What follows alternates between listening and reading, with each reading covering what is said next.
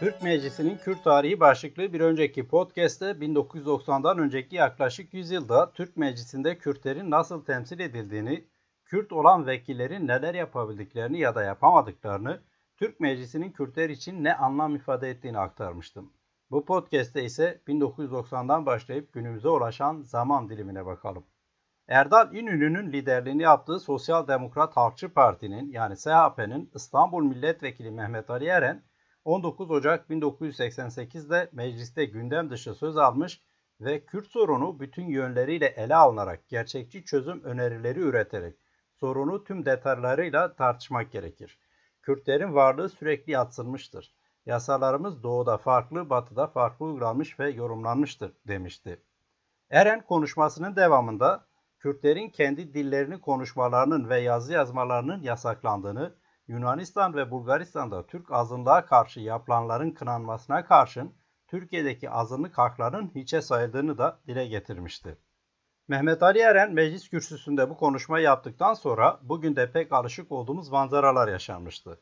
Partisindeki arkadaşları dahil meclisteki iktidar muhalefet milletvekilleri sert sözlerle Eren'i protesto etmiş ve hatta kavga bile çıkmıştı. Bazılarına göre de Eren'in bu konuşmayı yaptığı gün Türk Meclisi tarihinin en karanlık günü olmuştu. Dönemin Cumhurbaşkanı Kenan Evren bu sözleri tasvip etmemiz mümkün değildir. Çünkü o Türk milletinin vekilidir, bölgenin değil demişti. Başbakan Turgut Özal ise Eren'in konuşmasını dış güçlere bağlamış ve aynı ayrımı bir milletvekilinin yapması ve dış güçlere alet olmasını üzüntüyle karşılıyoruz demişti. Mehmet Ali Eren'in üyesi olduğu SHP'nin lideri Erdal İnönü de bu sözlerin kabul edilemeyeceğini belirtmiş ve fakat Eren'in sözlerinin yanlış anlaşıldığını da eklemişti. Nitekim Eren de ertesi gün tekrar meclis kürsüsüne çıkmış ve meclisi yöneten kişinin bir kez daha bölücü sözler söylememesi gerektiği yönündeki uyarısını da dikkate alarak sözlerini tekzip etmişti. Yani amiyane tabirle Eren'e tükürdüğünü yalatmışlardı. 1990'lara doğru gelinirken mecliste bir anlığına yaşanan bu korku filmi fragmanı aslında sonraki yılların bir habercisiydi de ve Kürt meselesi kabusu günümüze dek bu meclisin yakasını bırakmayacaktı. Bu meclisin en hararetli tartışma konusu Kürt meselesi ola gelecekti. Bu bir sonuç doğurdu mu? Yani bir çözüm falan getirdi mi? Bu ayrı bir tartışma. Fakat Kürt meselesi Türk Meclisi'nin en önemli gündemi olmaya başlamıştı. 1990'lardan sonra Kürtlerin Türk Meclisi'ne olan ilgisi önceki dönemlerden tamamen farklı nedenlere dayanır. Daha net bir tarih aralığından söz edilecek olursa Mustafa Kemal'in liderliğini yaptığı 1920-1923 aralığındaki 1. Meclis hariç 1923-1990 aralığındaki faaliyet yürüten Türk Meclisi'nde bir şekilde yer almış olan Kürt vekillerin ya da Kürt kökenli vekillerin doğrudan Kürtlerin hak ve özgürlükleriyle ilgili oldukları söylenemez. Zaman zaman Kürt kimliğini dile getirenler, Kürtlerin yaşadıkları bazı sorunlardan söz edenler olmuştur. Ancak bu kişilerin doğrudan Kürt muhalefetinin bir temsilcisi olarak Türk Meclisi'nde bulunduklarını ve buna göre hareket ettiklerini ileri sürmek gerçekçi değildir. Bununla birlikte 1960'lardaki kısa süreli Türkiye İşçi Partisi deneyimini muhtemelen bir nebze bu varsayımın dışında tutmak gerekebilir. Ancak 1990'lara gelindiğinde bizatihi Kürt muhalefeti olarak konumlanan, Kürtlerin hak ve özgürlüklerini temel gündemi olarak belirleyen ya da Kürt meselesinin çözümünü her şeyden daha öncelikli bir siyasi meşguliyet olarak ele alan partiler ve bu partilerin Kürt temsilcileri Türk Meclisi'nde boy göstermeye başlamıştı. Bugüne kadar süregelen bu geleneğe göre Türk Meclisi Kürtler adına söz söyleyebilmenin, siyaseten etkili olabilmenin ve haliyle Kürtlerin hak ve özgürlük meselelerinin çözülebilmesinin önemli bir mecrasıdır. Sözünü ettiğim gelenek Halkın Emek Partisi ile başlayan ve son olarak Yeşil Sol Parti ile devam eden gelenektir. Şimdi bunu inceleyelim. Öncelikle legal Kürt partilerinin ortaya çıktığı 1990'ların tam da bu nedenle önceki podcast'te sözünü ettiğim ve biraz önce de kısaca değindiğim geçmiş deneyimlerden oldukça önemli farkları vardı. Her şeyden önce 1990'larda ilk kez doğrudan Kürt meselesiyle ilgili partiler kuruldu ve kısa süreliğine de olsa mecliste temsil edildi. Bu partiler Kürt meselesinin çözümü konusunda federasyondan halkların kaderlerini tayin hakkının tanınmasına, bölgesel özellikten demokratik birliğe kadar çeşitli siyasi yollar önerdiler.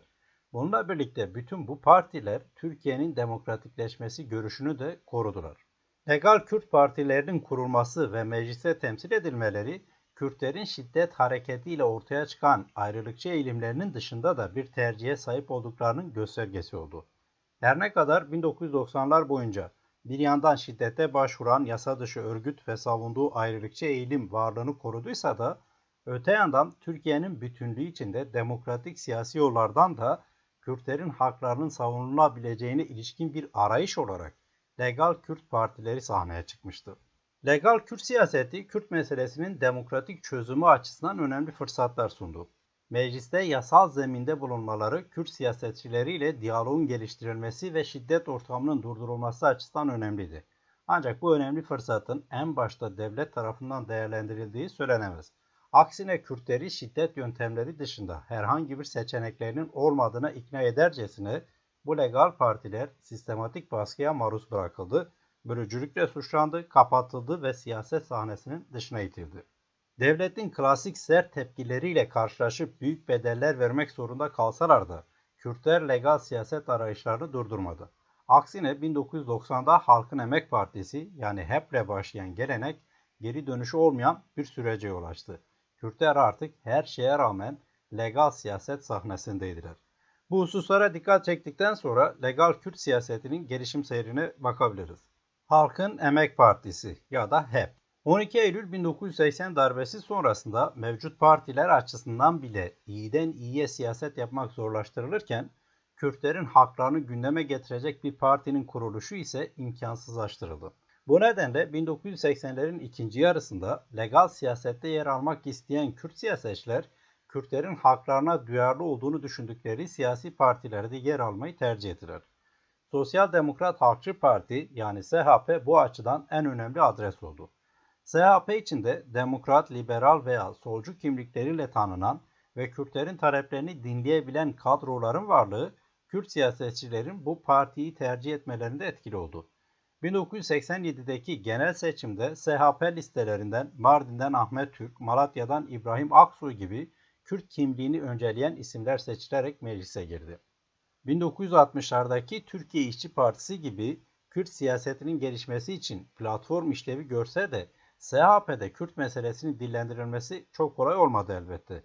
Bunun bir örneği podcast'in girişinde verdim. SHP'nin İstanbul Milletvekili Mehmet Ali Eren mecliste Kürt meselesinden söz etmişti ve karşılaştığı lincin ardından bir gün sonra sözlerini geri almak zorunda kalmıştı. Bir yıl sonra ise daha dikkat çekici gelişmeler yaşanmıştı.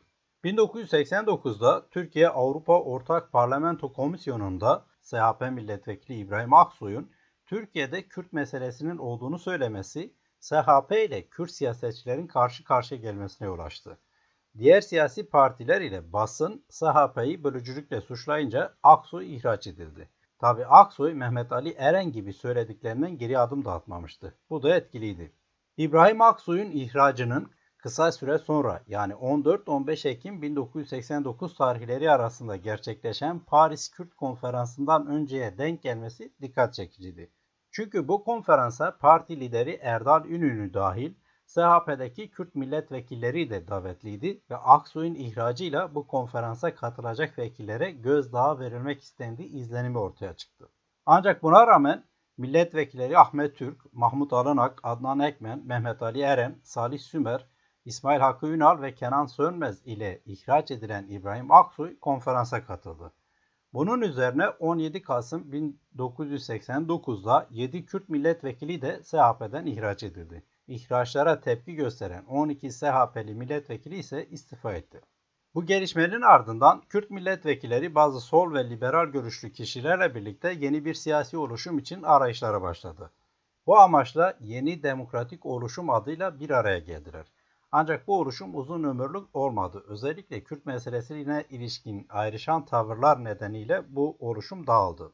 SHP'den ihraç edilen milletvekilleriyle Kürt milliyetçiliğine yakın duran kişiler bu oluşumun ardından siyasi parti kurma yoluna gittiler. Nihayetinde ilk legal Kürt partisi olan Halkın Emek Partisi yani HEP 7 Haziran 1990'da kuruldu ve SHP'den istifa eden 19 milletvekilinden 11'i HEP'e katıldı. Kürt milliyetçiliğine yakın kişiler ağırlıkta olmasına rağmen HEP Kürtçü görüntüsü vermemeyi ve Türkiye kamuoyuna seslenmeyi tercih etmiş olacak ki partinin genel başkanlığına solcu kimliğiyle tanınan Fehim Işıklar getirildi.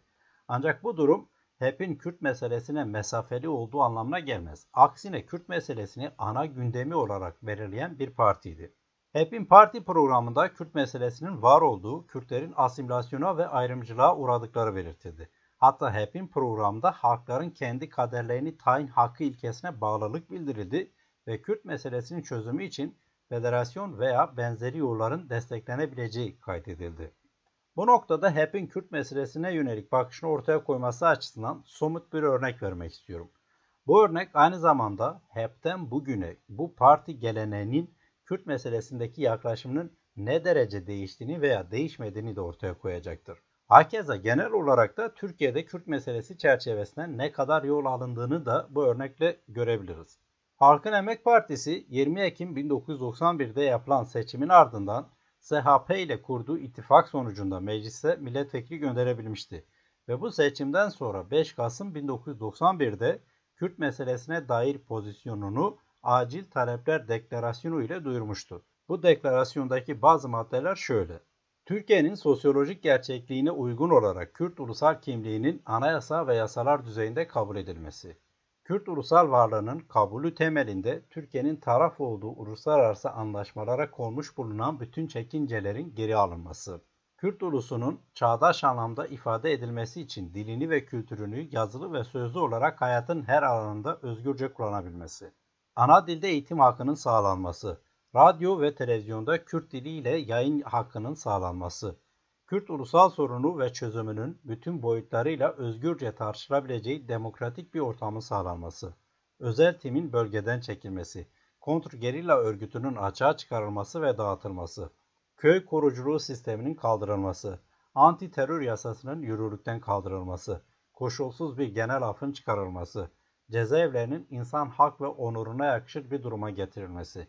Faili meçhul cinayetlerin aydınlatılması ve sorumlularının cezalandırılması, adil bir seçim yasasının düzenlenmesi, boşaltılan, yakılan, yıkılan köylerin yeniden inşası ve sahiplerinin uğradıkları zararın tazmini, anayasanın demokratikleştirilmesiyle Milli Güvenlik Kurulu'nun kaldırılması ve Genelkurmay Başkanlığı'nın Milli Savunma Bakanlığı'na bağlanması. Evet, ana hatlarıyla esasında HEP'in nasıl bir Kürt siyaseti izlediği bu acil talepler deklarasyonunda yer alan maddelerden de anlaşılabilir. HEP'in kuruluşundan bir yıl sonra erken seçim kararı alındı. 20 Ekim 1991 tarihi olarak belirlenen seçim kararı HEP açısından iyi olmadı. Çünkü siyasi partiler yasasının belirlediği biçimde bu tarih itibariyle HEP'in kurultayının üzerinden 6 ay geçmemiş olacaktı ve bu nedenle HEP parti olarak seçimlere katılamayacaktı. İlginç olan ise şu, eğer seçim tarihi 2 hafta daha geç olsaydı HEP parti olarak seçime katılabilecekti. Ayrıca HEP'in parti olarak seçimlere katılsa bile %10 barajını aşıp meclise girmesi mümkün görünmüyordu. Mecliste siyasete devam etmek isteyen HEP erken seçim kararı üzerine arayışlara girdi. Bir süre önce HEP'lilerin ihraç edildikleri SHP ile ittifak bulunan yol oldu. SHP seçimde %20 oy aldı ve 88 milletvekili çıkardı. Bunlardan 22'si HEP adaylarıydı. Kürt meselesini ana gündemi olarak belirleyen ve şiddet ortamı devam ederken bir bakıma Kürt meselesinin siyasi yollardan da çözülebileceğinin adresi olan bu bir partinin bu kadar milletvekiliyle meclise girmesi bir ilkti ve Kürtler için olduğu kadar Türkiye için de önemli bir fırsattı. Ancak kaybolan bir fırsat olacaktı bu. Seçimden sonra meclis açılınca HEP'in varlığı hiç de iyi karşılanmadı. 6 Kasım 1991'deki yemin töreninde Hatip Dicle, Türklük vurgusunun olduğu yemin metnini baskı altında okuduğunu açıkladı. Leyla Zana ise başındaki sarı kırmızı yeşil örgüyle yemin metnini okuduktan sonra "Men ev sont bu gelin Türk-u Kürthan" yani bu yemini Türk ve Kürt halkı için okudum dedi. Mecliste sert tepkilere maruz kalan bu iki isim daha sonra SHP'den istifa etmek zorunda kaldılar. SHP ile ittifak devam ederken HEP'in genel başkanı kongresinde değişti. Kürt milliyetçiliğine yakın olan Feridun Yazar yeni genel başkan oldu. Yazar'dan sonra Ahmet Türk de bu görevi üstlenecekti bu arada. SHP'de Kürt kimliğine odaklı siyaset yapmak HEP'liler açısından oldukça zordu. Kürt meselesinden kaynaklı çatışmalar tüm şiddetiyle devam ediyordu. Can kayıpları yaşanıyordu. Olağanüstü hal yürürlükteydi. Her türlü hukuksuzluk yaşanıyordu. Kürtlerin haklarının tanınmasına yanaşılmıyordu ve bütün bunlar olurken HEP'lilerin de içinde oldukları SHP, Süleyman Demirel'in lideri olduğu Doğru Yol Partisi ile iktidar ortağıydı. Nihayetinde 1992 Nevruz'unda Cizre, Şırnak ve Nusaybin başta olmak üzere birçok kentte devlet güçleri Nevruz'u kutlamak isteyen Kürtlere saldırıp onlarca kişi öldürdü. Ve bu HEP'liler açısından SHP ile kopuş için bardağı taşıran son damla oldu. 14 milletvekili istifalarını sunup HEP çatısı altında zorlu siyasette devam etti. HEP kurulduktan sonra Kürt meselesini incelemesi nedeniyle sistematik saldırılara, karalamalara ve sert eleştirilere maruz kaldı. Medya ve siyaset dünyasında bölücülükle suçlanan HEP'in çok sayıda mensubu gözaltına alındı, tutuklandı ya da faili meçhul cinayetlere kurban gitti. 1991'de Diyarbakır HEP İl Başkanı Vedat Aydın'ın öldürülmesi en iyi bilinen örnektir. Bütün bu yıldırıcı baskın ve saldırıların ardından HEP hakkında kapatma davası açıldı ve HEP Anayasa Mahkemesi tarafından 14 Temmuz 1993'te kapatıldı. Böylece legal Kürt partilerinin aç kapa dönemi HEP ile başladı. Tabi bu arada bir not eklemek gerekir. Aslında Kürt meselesiyle ilgili olarak kapatılan ilk parti muhtemelen Türkiye İşçi Partisi'ydi 1970'te. Gelelim Demokrasi Partisi'ne ya da DEP. HEP'in kapatılacağının anlaşılması üzerine 7 Mayıs 1993'te Demokrasi Partisi yani DEP kuruldu. Nitekim HEP kapatılınca meclisteki milletvekilleri DEP'e geçip siyasete devam etti. Yaşar Kaya ile Hatip Dicle'nin sırasıyla genel başkanlık görevini yürüttükleri DEP'in parti programı da HEP'inkinden pek farklı olmadı. Örneğin HEP'in biraz önce aktardığım 1991 tarihli deklarasyonunda yer alan maddeler neredeyse olduğu gibi bu kez 2 Ağustos 1993 tarihli DEP'in barış bildirisinde yer aldı. Kürt meselesine dair ısrar edilen söylem ve siyaset, Kürt siyasetçilere yönelik baskıların devam etmesi anlamına geldi. Üstelik baskınların dozunun neredeyse her zamankinden ve diğer bütün gelenek partilerinden daha fazla ve ağır olduğu da söylenebilir. DEP milletvekili Mehmet Sincar Batman'da Hizbullah üyelerince öldürüldü. Partinin genel merkezi devlet bağlantılı güçlerce bombalandı. Birçok teşkilatı benzer saldırılara maruz kaldı. Çok sayıda DEP'li zorla gözaltına alınarak kaybettirildi ya da faili meçhul cinayetlere kurban gitti ve çok daha fazlası da gözaltına alınıp tutuklandı. DEP'in yaklaşık bir yıllık meclis serüveni ise oldukça dramatik bir sonla bitti. 2 Mart 1994'te bölücülük ve PKK üyeliğiyle suçlanan DEP milletvekillerinin dokunulmazlıkları kaldırıldı ve ardından DEP'liler meclis çıkışında polislerce yaka paça gözaltına alındı. Toplum hafızasında önemli yer tutan ve Kürt çevrelerince darbe olarak nitelenen DEP milletvekillerine yönelik bu muamele aynı zamanda 1990'lı yılların simgelerinden biri haline geldi. DEP yaşananlardan dolayı 27 Mart 1994'teki yerel seçimleri de boykot etti. Tutuklandıktan sonra Devlet Güvenlik Mahkemesi'nde yani DGM'de yargılanan DEP milletvekilleri hakkında hapis cezaları verildi. Leyla Zana, Orhan Doğan, Hatip Dicle ve Selim Sadak 10 yıl hapis yattıktan sonra serbest kalabildiler. DEP de 16 Haziran 1994'te Anayasa Mahkemesi tarafından kapatıldı. DEP'in kapatılması ve milletvekillerinin atılmasıyla Kürt kimliğiyle ve Kürtlerin haklarını gündeme alarak siyaset yapanlar meclisten dışlanmış oldu. Bu süreç Demokratik Toplum Partisi'nin yani DTP'nin bağımsız adaylarla yeniden meclise gireceği 2007 yılına kadar devam etti. Bu arada HEP'in kapatılacağının anlaşılması üzerine iki parti daha kurulmuştu. 25 Haziran 1992'de Özgürlük ve Eşitlik Partisi ÖZEP, 19 Ekim 1992'de ise Özgürlük ve Demokrasi Partisi yani ÖZDEP kurulmuştu. ÖZEP'in kuruluşu ile kapatılması adeta bir oldu. Çünkü parti kurulduktan hemen sonra Anayasa Mahkemesi'nde hakkında kapatılma davası açılmıştı. Bunun üzerine ÖZEP, HEP'e dahil olma kararı aldı. ÖZDEP ise kısa süre sonra HEP'in yedek partisi olduğu gerekçesiyle Anayasa Mahkemesi'ne kapatma davası açıldı. Bunun üzerine ÖZDEP yaklaşık 6 ay sonra kendini feshetti. Buna rağmen Anayasa Mahkemesi 23 Kasım 1993'te olmayan bir parti hakkında kapatma kararı verdi. Halkların Demokrasi Partisi HADEP. Demokrasi Partisi yani DEP'in meclisten çıkarılması, dönemin Başbakanı Tansu Çiller'in sözleriyle DEP'lilerin meclisten atılması, Kürtlerin legal siyaset arayışını sonlandırmadı. Bu kez de 11 Mayıs 1994'te kurulan Halkın Demokrasi Partisi yani HADEP sahneye çıktı. Uzun süre Murat Bozlak'ın genel başkanlığını yaptığı HADEP'te kendinden önceki partilerin programlarını neredeyse tekrarladı. HADEP'in ilk seçim tecrübesi ise Aralık 1995'teki genel seçimler oldu ki PKK boykot çağrısı yapmıştı. HADEP, Emek, Barış ve Özgürlük Bloğu adıyla bazı sol çevrelerle ittifak halinde seçime girdi. Kendi başına seçime giren ilk Kürt yanlısı parti olma özelliğini de taşıyan HADEP, %4.2 oranında oy aldı. Yani 1.171.623 kişi HADEP'e oy vermişti. Elbette bu kadar oy bile başarı kabul edilmeliydi. Çünkü HADEP'in esas oy bölgelerinde olağanüstü hal uygulanıyordu ve her şey güvenlik esasına göre belirleniyordu. Çoğu yerde sandıklar tek merkezde toplandı ve askerin gözetiminde açık oy kullanımı dayatıldı. Türkiye'nin geri kalan kısmında da baskı az değildi. Üstelik Kürtçülükle suçlanan ve her türlü baskıya maruz kalan bir partinin örgütlenmesi, propaganda yapması, seçim bölgelerinde ve sandık başlarında bulunması neredeyse imkansızdı. Meclise girmemesine rağmen HADEP'in 1990'larda en çok konuşulan olaylarından biri 23 Aralık 1996'da yaşandı.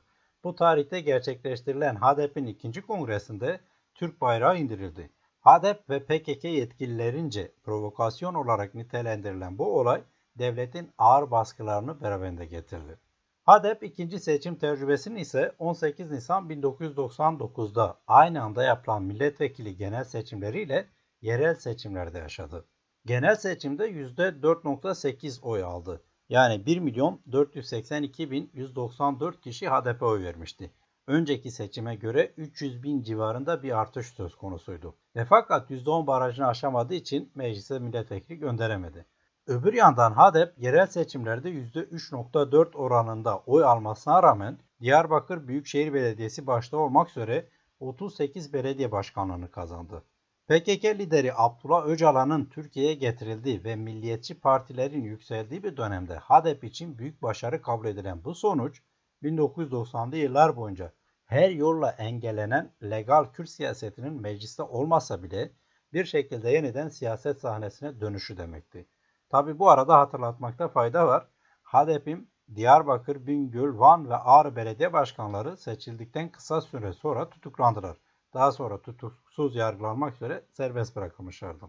HADEP de önceki partilerle aynı kaderi paylaşacaktı. Nitekim Anayasa Mahkemesi'nde 1999'da açılan dava 13 Mart 2003'te sonuçlandı ve HADEP'te kapatılan partiler kervanına dahil oldu.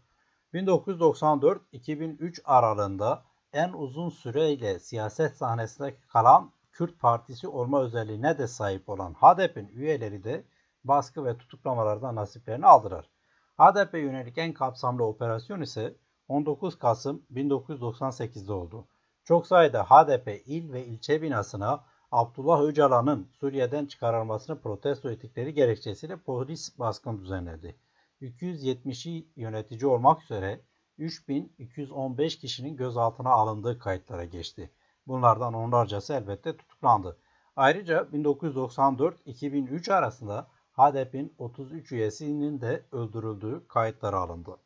Demokratik Halk Partisi (DHAP) HDP'nin bayrak indirilen 1996'daki kongresinden sonra başlayan kapatma tartışmaları üzerine yedekte tutmak amacıyla 24 Ekim 1997'de Demokratik Halk Partisi yani DHAP kuruldu.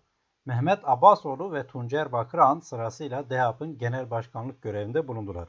Her ne kadar 1990'larda kurulmuşsa da DHAP'ın esasen siyaset sahnesine çıkışı 2002'den sonradır. Bu nedenle 1990'lar ile 2000'ler arasında bir tür geçiş dönemi partisi olan DHAP'ın 2000 sonrası programı ve siyaseti bazı bakımlardan öncekilerden ayrılır. Abdullah Öcalan'ın İmralı'da dile getirdiği söylemlere uygun olarak DHAP kadın haklarına, ekolojiye, Türkiye'nin demokratik birliğine ve benzeri konulara daha çok yer verdi. Ve Kürt meselesinde ise federasyon ya da ulus devlete dayanan ayrılıkçı çözüm yöntemlerini reddeden politik yaklaşımı ön plana çıkardı. Bunun anlaşılabilmesi için bu noktada DHAP'ın parti programında yer alan bazı maddeleri paylaşmak istiyorum. DHAP'ın programında şu maddeler yer alıyordu örneğin. Kürt sorunu her şeyden önce Türkiye'nin uzak ve yakın tarihiyle geleceğimiz açısından önemini, özgünlüğünü bugün de koruyan ülkemizin en temel demokrasi ve özgürlük sorunu olmaya devam etmektedir. DEHAP, değişik etnik, kültür ve inançlara sahip vatandaşlarımızın barış içinde mutlu yaşamalarını amaç edinir. Farklı etnik yapı ve kültür kimliklerine sahip olmamız ve bu farklılıkların demokratik ortam içinde gelişme ve yaşam bulması demokrasimize güç katacaktır. Anadolu'nun etnik ve dinsel kültürel topluluklarını ortak bir üst kimlikle bir arada tutacak siyasi örgütlemenin geliştirilmesi kaçınılmazdır. DEHAP, Kürt sorununda çağdaş, evrensel, uluslararası hukuk ilkelerine uygun olarak eşit anayasa yurttaşlık temelinde adil bir çözümü, ekonomik, politik, kültürel ve her alanda baskı ve eşitsizliği reddeden uygulamaları önermektedir. Kürt sorununun demokratik çözümü, sistemin demokratikleşmesinin ön koşuludur. Bu nedenle Kürt çözüm projesini aynı zamanda Türkiye demokrasi projesi olarak görmek gerekir. Çok kültürlü bir geçmişi olan ülkemize çoğulcu yaklaşım resmi düzeye de yansımalıdır. Farklı kimlikler Türkiye vatandaşlığına sahip yurtseverler olabilme olanağına kavuşmalı, kendi dilleriyle okuma, yazma ve yayın yapma önündeki yasal ve pratik engeller ortadan kalkmalıdır. DEHAP ülkemizin belli başlı sorunlarından olan Kürt sorununu çözmeye adaydır ve bu sorunun çözümünde de demokratikleşme ve ekonomik kalkınma sorunlarının çözüm yaklaşımında olduğu gibi yurttaşların siyasal karar alma süreçlerine katılımını esas alır. Devletin tüm kurumlarının bu doğrultuda demokratikleşmesini zorunlu görür. Cumhuriyetin kurucu üyelerinden olan Kürtlerin, Cumhuriyetin demokratikleşmesi sürecinde de kurucu üye olarak yer almasını sağlayacak bir çerçeveye sahip olmak gerekmektedir. Köye dönüş önündeki yasal ve fiili sıkıntılar kaldırılacak, mağdurların zararları tazmin edilecektir. Faili meçhuller, kayıplar ve benzeri hak ihlalleri araştırılacak ve sorumluları yargılanacaktır. Bununla birlikte Kürt kimliği ve dilinin kullanılmasının sağlanması için yeni yasal düzenlemeler yapılacaktır. Kürt kimliğinin anayasal olarak tanınması sağlanacak ve yasal düzeyde gerekleri yerine getirilecektir. Kürtçe eğitim yapılmasına ilişkin yasal düzenlemelerin bir an önce pratikleşmesi sağlanacaktır. Kürtçe radyo, televizyon ve diğer eserlerin yayınlanması önündeki engeller tümüyle kaldırılacaktır. DEHAP'ın Kürt meselesiyle ilgili programda yer alan maddeler böyleydi. DEHAP'ın ilk seçim tecrübesi 3 Kasım 2002'deki genel seçimlerle oldu. Emek, Barış ve Demokrasi Bloğu adıyla çeşitli sol çevreleri de yanına alarak seçime giren DEHAP, %6.22 oranında oy aldı. Yani 1.933.680 kişi DEHAP'a oy vermişti. Ki bu bir önceki seçimde HDP'nin aldığı oydan aşağı yukarı 500.000 civarında daha fazlaydı. Bu oran DEHAP'ı meclise taşımaya yetmese de Kürt yanlısı partilerin her geçen seçimde oylarını sistematik biçimde artırdığını göstermesi açısından önemliydi. Nitekim 2 yıl sonra 2004'teki yerel seçimlerde DEHAP 54 belediye başkanlığını kazandı. DEHAP hakkında da Anayasa Mahkemesi'nde kapatılma davası açıldı. Ancak DEHAP 19 Kasım 2005'te yöneticileri tarafından feshedildi. Bu arada Özgür Parti adı altında başka bir parti daha açılmıştı. DEHAP'ın kapatılması olasılığına karşı yedekte tutulan bu parti de 26 Haziran 2007'de feshedilmişti. Bu gelişmelerle birlikte bu parti geleneğinin diğer ardıllarına bakalım şimdi. 2005'te Kürt siyasi çevrelerinde Kürtlerin kimlik ve hak talepleriyle sınırlı kalmayıp Türkiye'deki farklı toplumsal kesimlerin sorunlarına da çözüm üretmek amacıyla başlayan Türkiye'lileşme tartışmaları neticesinde DEHAP geri plana çekildi. Ki aslında bu tartışmalar biraz önce aktardığım üzere DEHAP ile zaten başlamıştı ve DEHAP'ın programında da yer almıştı. Ancak yeterli bulunmamış olacak ki ve bu arada hakkındaki kapatma davası da varken DEHAP yerini Demokratik Toplum Partisi'ne yani DTP'ye bıraktı. DTP bağımsız adaylarla girdiği 22 Temmuz 2007'deki genel seçimlerde 22 milletvekilini meclise taşıdı ve böylece 1994'ten sonra yeniden Kürt meselesini ana gündemleri olarak belirleyen milletvekilleri meclise girebilmişti. DTP 29 Mart 2009'daki yerel seçimlerde ise 99 belediye başkanlığını kazandı. Legal Kürt siyasetinin hiç olmadığı kadar canlandığı bu dönemde DTP 11 Aralık 2009'da Anayasa Mahkemesi tarafından kapatıldı.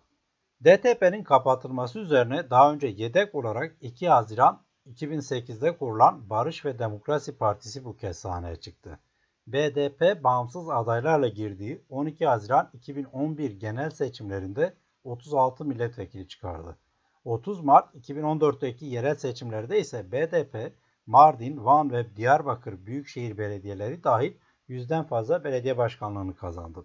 Yeniden başlayan Türkiye'lileşme tartışmaları neticesinde BDP yerel temsilciliklerini koruyarak geri plana çekilirken yerine Halkların Demokratik Partisi yani HDP genel siyaset sahnesine çıkmıştı. Buna paralel olarak aslında Barış ve Demokrasi Partisi isim değişikliğiyle Demokratik Bölgeler Partisi haline geldi. Bu da Kürt siyasetinin bu dönemden itibaren ikili bir siyaset yolunu tercih ettiğini gösteriyor. BDP'li olan milletvekilleri HDP'ye geçerek mecliste grup kurup Türkiye genelinde siyaset yaparken yine BDP'li olan belediye başkanları ise Demokratik Bölgeler Partisi'ne katılarak yerelde siyaset yapmaya başlamıştı. BDP'li milletvekillerinin geçmesiyle mecliste grup kuran HDP, çözüm süreci adıyla Kürt sorununun demokratik çözümü yönünde tartışmaların sürdüğü ve çatışmaların durduğu bir ortamda 7 Haziran 2015'teki genel seçimlere parti olarak girdi ve 80 milletvekilini meclise taşıdı. Böylece %10 barajını ilk aşan Kürt yanlısı partide HDP oldu.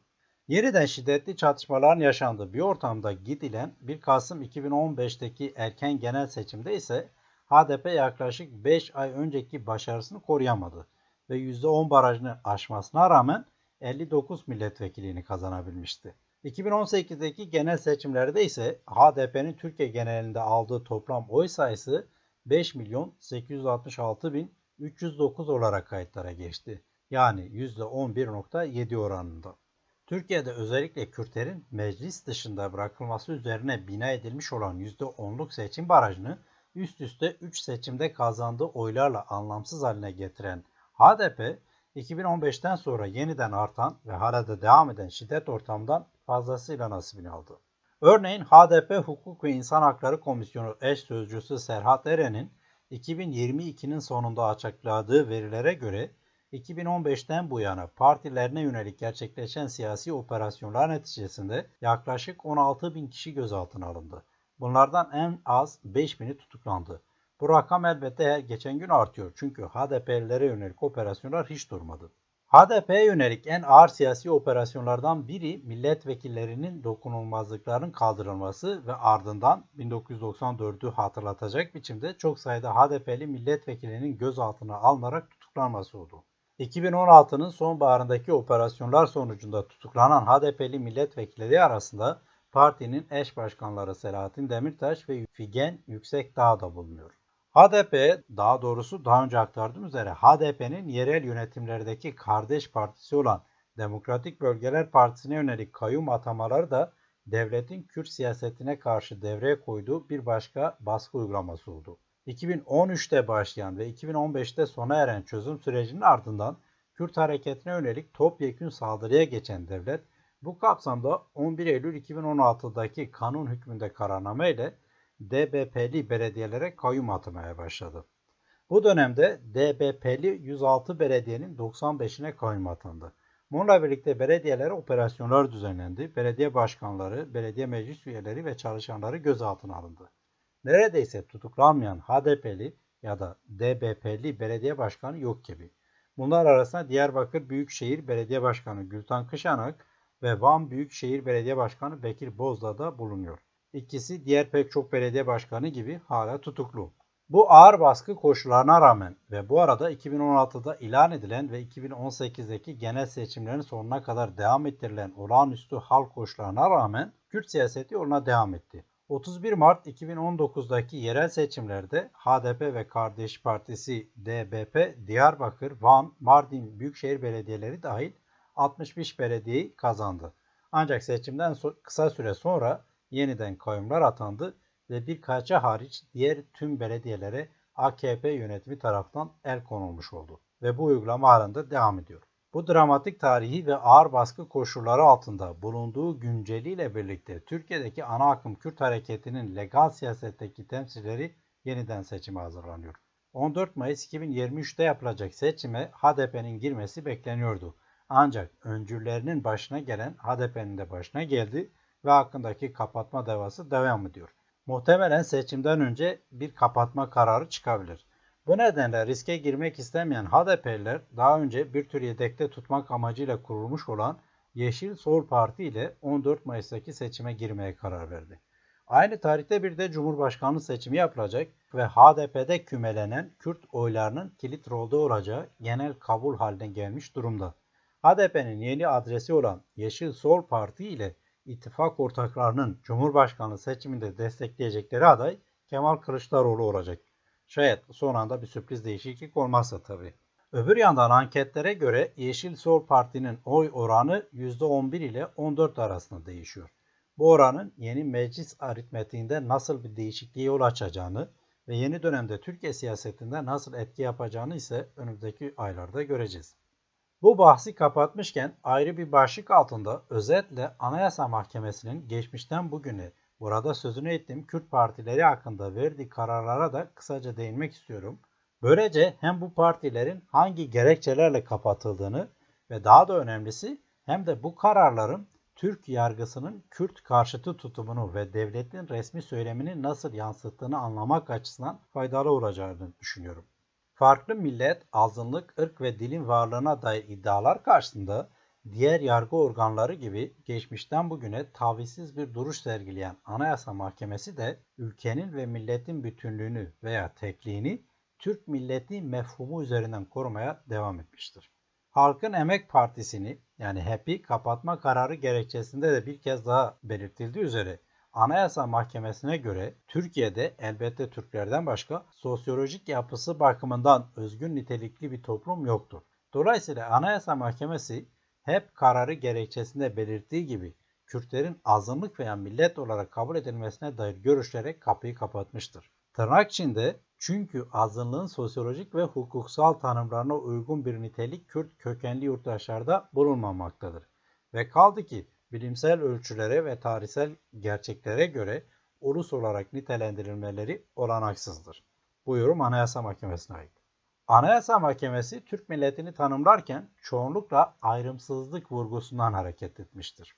Bu konuyla ilgili nitelikli muhtemelen ilk ve tek çalışma yapan Derya Bayır'ın aktardığı şekliyle tırnak içinde ona göre yani Anayasa Mahkemesi'ne göre kökeni ne olursa olsun ulus içinde herkes ayrımsız biçimde yer almakta, ulusun birliği olgusu böylece somutlaşmaktadır. Yani Türk milleti içinde sayılmak aynı şekilde muameleyi, aynı hukuka ve eşit haklara tabi olmayı ve aynı sınırsız bireysel hak ve özgürlüklerden yararlanmayı gerektirmektedir. Yani kısaca Anayasa Mahkemesi'ne göre de Türkiye'de yaşayan herkes Türktür. Kürt dilinin nitelendirilmesi de bu yorumlara uygun olmuştur. Anayasa Mahkemesi'ne göre örneğin 1993 HEP kararında özgün bir Kürt dili yoktur. Örneğin HEP 1993, DEP 1994, Emeğin Partisi 1997 kararlarında tırnak içinde 1000 yıldan beri birlikte yaşayan vatanın her yerinde iç içe kaynaşan çeşitli soy ve kökenden gelen bireyler arasında Türkçe en yaygın dildir ve Kürtçe özgün bir dil değildir. Bununla birlikte örneğin yine HEP 1993 kararında tırnak içinde kapalı ve açık özel ortamlarda, evde, iş yerinde, basın ve sanat alanında ana dilin kullanılması da yasak değildir. Ancak yerel dil ve folklor, kültür, anayasal kavram olan Türk ulusu ortak kimliğine karşıt tavır alınmaması kaydıyla esasen serbesttir ve aynı şekilde toplumsal renklilik ve zenginlik biçiminde kalmak kaydıyla mutluluk, gurur ve saygının kaynağı olabilecektir. Bunlar Anayasa Mahkemesi'nin görüşleri.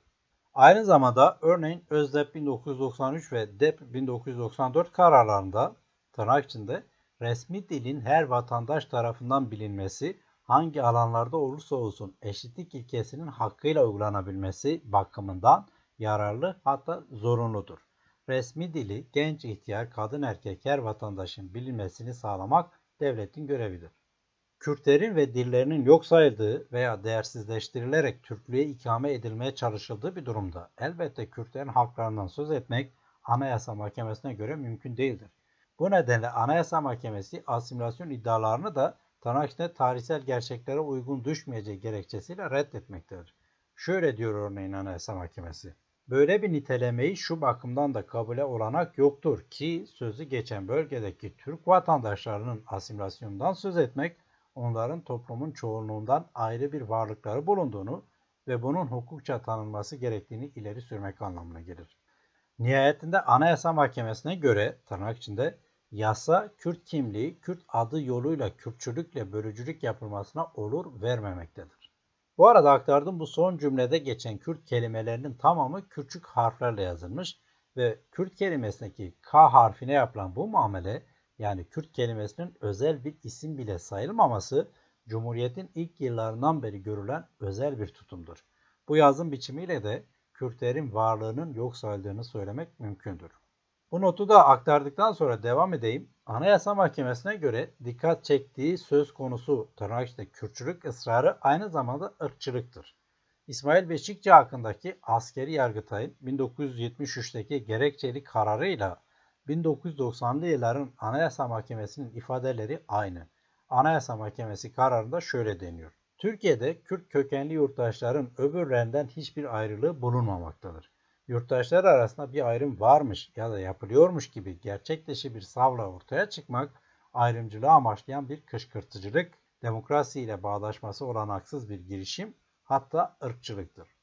Burada dikkatinizi bir hususa çekmek istiyorum. Anayasa Mahkemesi'nin Kürtçülük suçlamasıyla kapatılan partiler hakkındaki kararında geçen bu ifadeler 1990'lı yıllara ait. Yani devletin zoraki de olsa Kürtlerin varlığını ya da Kürt realitesini kabul ettiği bir dönemden söz ediyoruz. Ancak bununla birlikte Anayasa Mahkemesi'nin ileri sürdüğü görüşler aslında devletin nasıl bir kabule yanaştığını ve haliyle devletin Kürt söyleminin yeniden nasıl üretilerek devam ettirildiğini göstermesi bakımından da dikkate değerdir. Ayrıca burada aktardığım söylem biçiminin günümüzde de aslında hakim devlet söylemi olduğunu rahatlıkla tecrübe edebiliyoruz. Nitekim 2009'daki DTP kapatma davası gerekçesinde de benzer ifadelere rastlamak mümkündür. Ayrıca bugün devam eden HDP hakkındaki kapatma davasında ileri sürülen gerekçeler de farklı değil. Bütün bu kapatma davalarında söz konusu partiler tırnak içinde terör odağı haline gelmekle, yani PKK ile ilişkili olmakla suçlanırken esasında Türkiye'nin kuruluş felsefesi olan Türklük korunmakta ve Kürtlerin hak ve özgürlüklerine dair talepler 100 yıldan beri yapıla geldiği üzere bu şekilde terörize edilmektedir. Olup biten gerçekte bundan ibarettir.